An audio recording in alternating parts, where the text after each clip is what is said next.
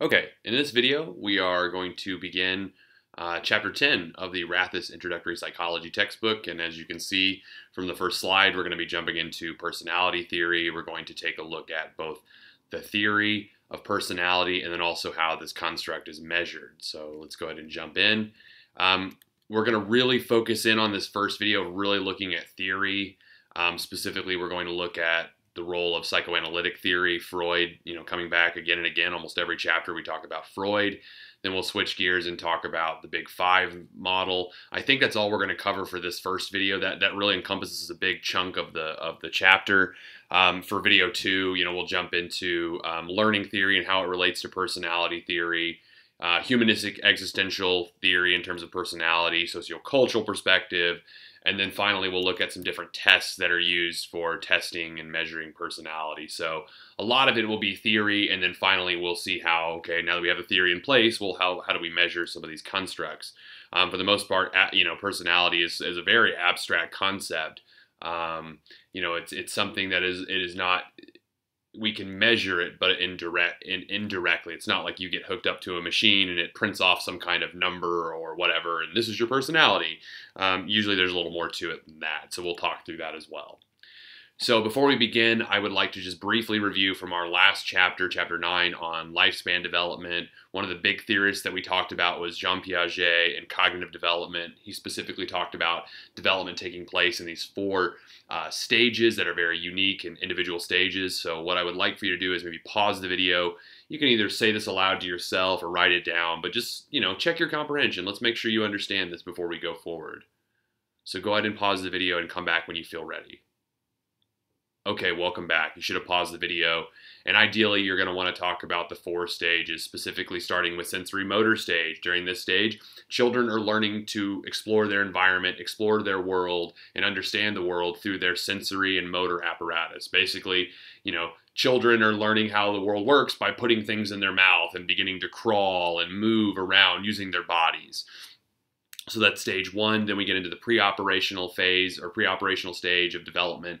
And this is where children can begin to use language so they can start to think a little bit outside of the immediate here and now. They still struggle cognitively with things, especially with like conservation, that understanding that just because something changes in the way it physically looks doesn't mean the actual properties change. So they kind of struggle with some of the mathematical thinking maybe at this younger age. And in stage 3, when we get into that concrete operational stage, this is where where children they can solve these conservation problems. They're using language more. However, and they're even capable of being pretty good students. However, they really struggle with abstract ideas, things that aren't in the here and now. If you ask a young child at this stage kind of what love means, an abstract concept like love, they're going to say something like, oh, it's like when my mom hugs me or gives me an extra $5 in my allowance or puts something nice in my lunch. They're going to relate it back to something tangible that they know. And then the final stage, according to Piaget, that formal operations phase, this is where people engage in abstract thinking. They can engage in sort of logical deduction, sort of problem solving, things like that, getting into hypothesis testing and things like that. And according to Piaget, not everybody reaches this stage. We kind of have to be spurred towards this stage, by the help of others and our environment and things like that. So make sure you have a pretty good understanding of Piaget. I don't think we talk about him again in this course, but if you take any courses after this in psychology, you'll hear his name again. So it's an important theory that comes up in a lot of the classes that are taught in psychology. Okay, so here are the truth or fiction items for this particular chapter. Go ahead and take a look at each of these, maybe pause the video, jot your answers down. And we'll come back to each of these as we progress through the chapter. But go ahead and pause the video and come back when you feel like you're ready. Okay, welcome back. All right, let's move forward. Personality, again, I mentioned it's a very abstract concept. This isn't something that there's a one-to-one direct measurement. Like I put you in an MRI machine and I can somehow see your personality, or give you a test and I can, I can see you're this personality. And, it's we have to kind of study it indirectly through other things. So when we talk about personality, we're really talking about sort of this pattern, this very typical and stable pattern of the way we think, the way we feel, our motivations, the way we act. And ultimately, personality is what distinguishes us from each other. As biologically speaking, human beings are so incredibly similar to one another. We share like 99.999% of the same genetic material. So we're incredibly similar in that regard, but yet we are all so unique. We're such unique individual people. Where does that come from? That's our personality.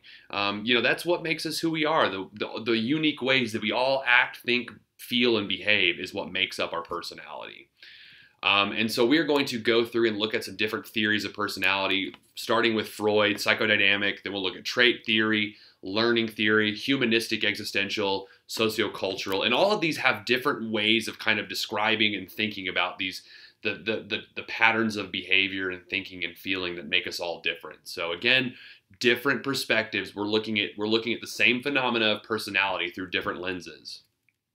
So the psychodynamic theory, anytime you see psychodynamic or psychoanalysis, you should immediately put that with Sigmund Freud and maybe associate that with the word unconscious. That's a very Freudian idea in terms. So personality, according to Freud, stems from conflicts. According to Freud, during our years of development, we are experiencing certain conflicts that arise that are centered around certain erogenous zones in our bodies. And some of these terms we're going to use might seem a little weird at first. We're going to talk about anal and oral and things like that you probably never thought you'd talk about in a psychology class, but they'll make more sense when we talk about Freud. So Freud is saying that our personality, all our behavior, all of our thinking arises from these conflicts between inner forces, and we'll talk about what those inner forces are in just a moment. Freud likened the mind into three different levels. He talked about the conscious, the pre-conscious, and the unconscious level of our minds. The conscious is kind of what we are readily aware of. It's right there in our immediate awareness. Pre-conscious are things that are kind of right outside of our awareness. Right now as I'm speaking, you are aware of my voice. But if I bring this to your attention that, hey, take notice of the feeling of your clothes on your body, that probably wasn't in your awareness like 5 seconds ago, but now that I've said something, it's been immediately brought into your conscious awareness. So that would be an example of sort of the pre-conscious mind. It's sort of right outside of our conscious awareness, and it can be easily brought in. Versus our unconscious mind, according to Freud, this is where all of our unfulfilled wishes, desires, fantasies, primitive instincts lie, and we don't have much control, and we don't have much awareness of what's going on here. And because all of this stuff is kind of kept below the surface, we kind of unconsciously push these thoughts and feelings and desires below the surface. And Freud likened all of this, these three different parts of the mind, to an iceberg. So I'm going to jump ahead just a sec to show you what I mean here, to an iceberg. And there is sort of the idea of the iceberg is there's much more below the surface, the tip of the iceberg. So according to Freud, our mind, much, what drives the bus in terms of behavior and thinking is below the surface, kind of influencing our behavior unconsciously. So Freud also, we have this conscious, pre-conscious, and unconscious, not to make anything more confusing, but he divided up, these structures of personality into three different parts. We have the id, which Freud directly relates to our unconscious mind. This is the pleasure principle. I want things and I want them now. This is sort of the mindset that we are born with as children. We have, when children are born, they don't really understand the social nuances of things. So when they want things, they just let you know. They scream and cry and tell you, hey, I want this. I want food. I want to be cuddled or swaddled. I want, these things. It's not until we develop this other sort of idea, this other part of our mind, according to Freud, called the ego, which is the reality principle, that we start to see things as, okay, well, I can't always have things when I want them right now. Sure, I want food now, but I have to wait. I have to adhere to the reality principle, which is the ego. So these are two very opposing forces to one another, pleasure versus reality. Let's say you're at a restaurant and the pleasure principle says, hey, I want food and I want it now. I want to eat. I don't want to wait for my to wait for, my food to be delivered. I just want to eat now. I'm hungry. And the ego says, well, hey, we're at a restaurant. We have to wait. That's kind of how things work. We wait on our food. We order it. You can't just reach over to another plate across, another table near you and grab their food just because you're hungry. You need to wait on your food. And the superego is kind of like the referee between these two opposing forces. And our sense of morality is what develops from the superego.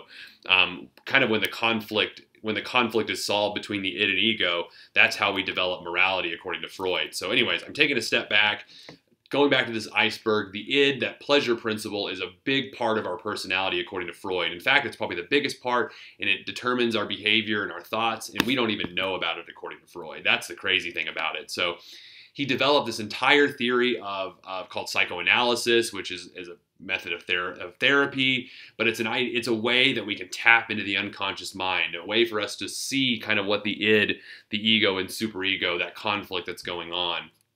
And we'll talk about this again in a later chapter, but I really just want to introduce this idea now of Freud and psychoanalytic therapy. The whole idea behind this therapy is to kind of get to the id, to figure out what's going on in our unconscious mind. So Freud talked about personality as psychosexual development. I mean, this portion of the chapter could actually fit in really nicely in chapter 9 because we're talking about developmental theory again, but it actually it goes between chapters 9 and 10, so it works for either way. But Freud talked about our personality and our sense of self, and this personality, this unique self, developing over 5 stages: oral, anal, phallic, latency, and genital. And I know that's very weird to see in a textbook, and it's probably even weirder to hear me say out loud as your instructor, but really what we're talking about is where energy is directed at each of these different levels, oral, anal, phallic, latency, and genital. This is kind of where our psychosexual energy is where it's being placed. So let's take a look at the first stage, in the oral stage. And it's called the oral stage, and it makes a lot of sense if we think about children when they're very, very young, like in their infancy.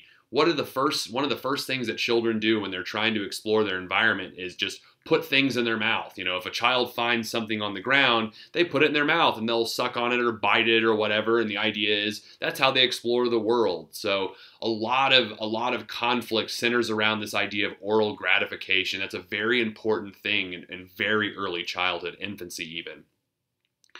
And so, according to Freud, if we have too much gratification of this oral gratification, this might lead us to think that, oh, we can get anything we want. If I'm always getting my way, according to Freud, that kind of sets us up, down the road for future problems.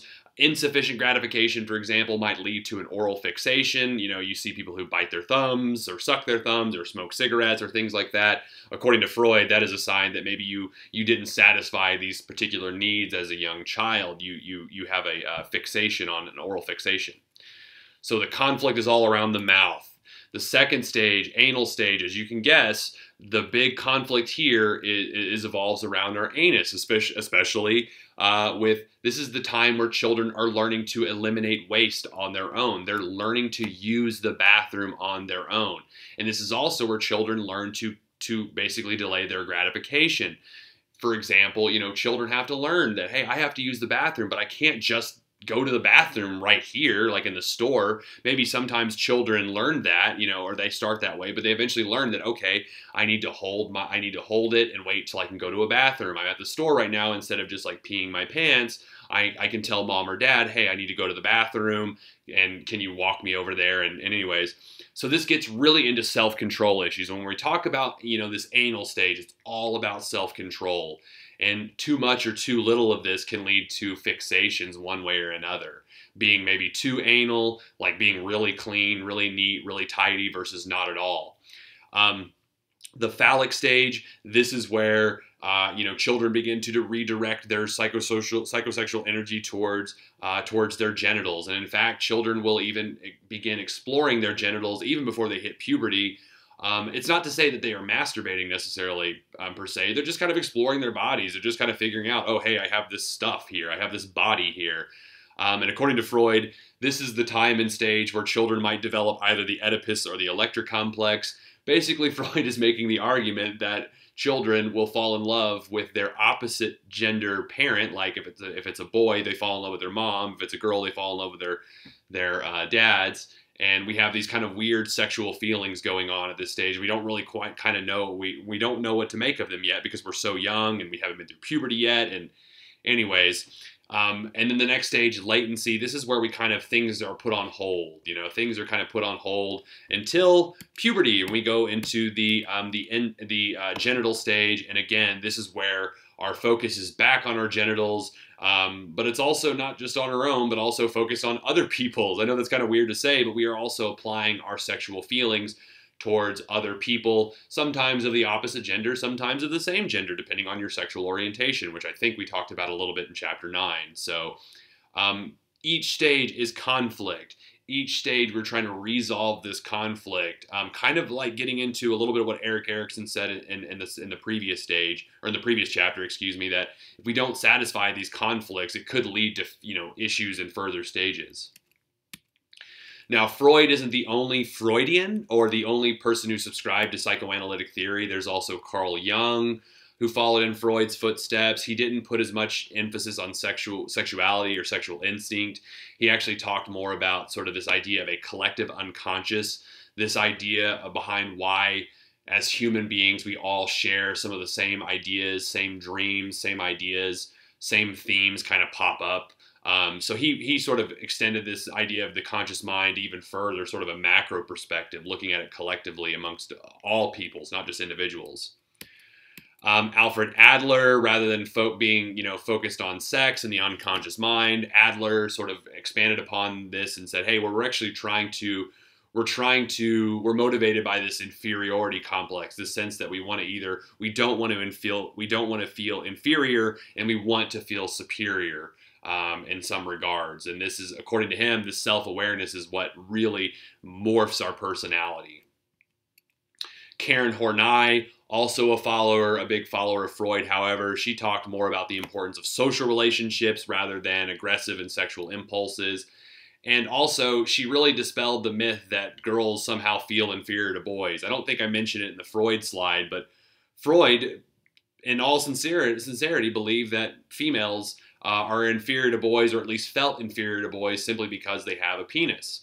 That they have this quote-unquote penis envy, that, oh, I'm missing something in this, boys have something that I don't. And she was the first person to say that that's not true at all, that, you know, there's plenty of things that, you know, girls should, you know, don't feel inferior towards boys about, and anyway, so that's just not true at all. Erik Erikson, we kind of already talked about him in the last chapter, so I don't want to spend too much time. He really didn't talk so much about psychosexual development, more so psychosocial development, our development and interactions with other people. So anyways, you know, this is one of the larger theories in psychology. It's still in use to today, but it obviously has undergone a lot of revision, and even because of criticisms and evaluations of this theory, you know, the idea that this theory is really important because it was kind of one of the first to really say that, hey, problems in life and behavior can be traced back to psychological sources, specifically things that happen back in childhood. However, this theory is very vague. It's very abstract. It really isn't empirically based. You know, a lot of Freud's theories were derived from studying a very small group of very wealthy Austrian housewives. So it's very hard to say, okay, what you learned here is generalizable to the population as a whole. So this theory, while it's very important for the history of psychology, it is mostly gone by the wayside in terms of being a popular theory. Okay, truth or fiction. First, truth or fiction for this chapter. Biting one's fingernails or smoking cigarettes is a sign of a conflict experienced during early childhood. Pause the video. What do you think? Okay, welcome back. The answer is, in fact, fiction. That if we took a Freudian stance, then yes, that's all Freud is saying, that childhood conflicts are why we engage in certain behaviors in our adult lives in the present. You know, why we smoke cigarettes or bite our fingernails. It must be something from childhood, but really there's not much evidence to suggest that's in fact true. Like most of Freud's theories, they're very interesting, but not actually supported by science. We're now going to switch gears and look at traits. personality traits. You've probably heard this term before, personality traits. And all these traits, these little, these things that we can infer from our behavior are what kind of make up our personality as a whole. So you can kind of think of them, they're just different subcomponents of personality. So we'll look at some different, we'll look at some different theories of traits. I mean, this idea of personality traits goes back pretty far. I mean, we're talking about, Greek philosophy and 2,000 or 3,000 years ago, if not more. This idea of personality can be traced back to Hippocrates, who first sort of pondered about personality and linked it back to the 4 basic fluids in our bodies. He called them humors. I think it's like yellow bile, black bile, blood, and maybe urine or feces or one of those other things. But the idea is that we can, any kind of disease or imbalance in our personality is somehow linked to imbalance in these particular fluids. And this is kind of where we get the idea of bloodletting and vomiting, which we know now are not good things to do, medically speaking. So we've learned a lot since Hippocrates. The idea now behind personality theory, it's a much more modern mathematical understanding of personality. It comes from Charles Spearman, who we talked about with intelligence. He developed this statistical technique called factor analysis, where you can take, for example, questions that people respond to on a personality test, and you can group together those common responses, and those particular items will make up a particular personality trait. Like, we don't measure personality traits directly. We measure personality traits by asking you or presenting you with a bunch of items or questions that are kind of centered around a specific construct or idea. So anyways, following in his footsteps, using factor analysis, we see the work of Gordon Allport is also important. He sort of made a broad, very large catalog of all the human traits, very, very large number, about 18,000.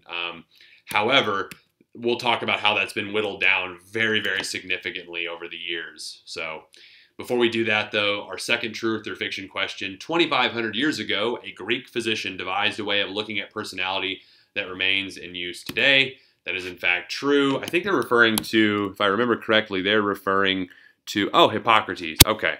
Yeah. The work of Hippocrates. I wasn't sure if they were referring to Socrates or Hippocrates, but I wanted to make sure and double check that. But that's in fact true. A lot of the ideas of how we think about personality stem from Greek philosophers and physicians and things like that we've talked about previously. The next one, truth or fiction: bloodletting and vomiting were once recommended as ways for coping with depression. Pause the video. What do you think? It's true. It's true. And it really wasn't that long ago. I mean, I think it was like the 1700s, maybe 1800s before we figured out that, bloodletting is probably not a good idea. We probably shouldn't remove blood from our bodies in order to cure ourselves of medical maladies. So, all right, now we talked about Allport, 18,000 traits. Hans Eysenck, he broke this down, those 18,000 traits, into a much more reasonable sort of understanding of trait theory. He broke it down into sort of a 4x4 spectrum: introversion versus extroversion, emotional stability versus instability. And we can find all of our personality. We can find personality types kind of across all of this continuum here. So if you have if you're more introverted and that is a very stable part of your personality, then you might be described as passive or thoughtful or calm or reliable.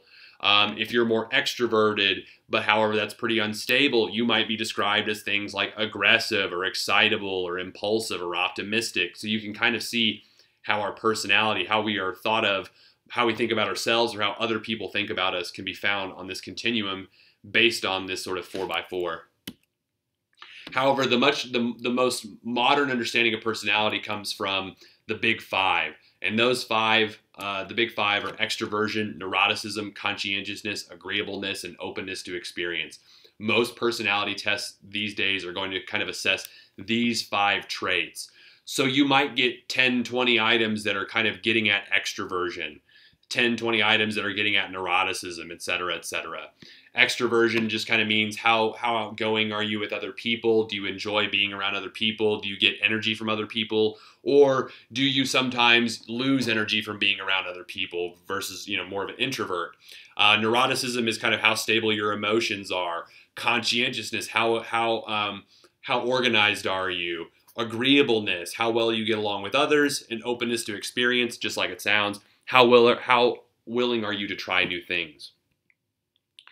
So here are some of the traits associated with the Big Five. Again, this is kind of the modern understanding of trait theory. We've taken Gordon Allport's 18,000 traits and broken them down to 5 big traits, the Big Five. A lot of research shows that we see the Big Five across culture, we can go to other cultures in the United States, other cultures across the world, and we can see that these Big Five personality traits tend to show up, however they vary, but we see them all across cultures. And we also see that we are sort of born, with our temperament, kind of how we respond to the world, and our personality, from what we're born with temperament-wise, kind of shapes and matures over time. You tend to don't see drastic changes in people's personality over time. Someone who is an extrovert is probably going to be an extrovert throughout most of their life, but however, that's going to shape and mature over time. How they express their extroversion will change and mature over time.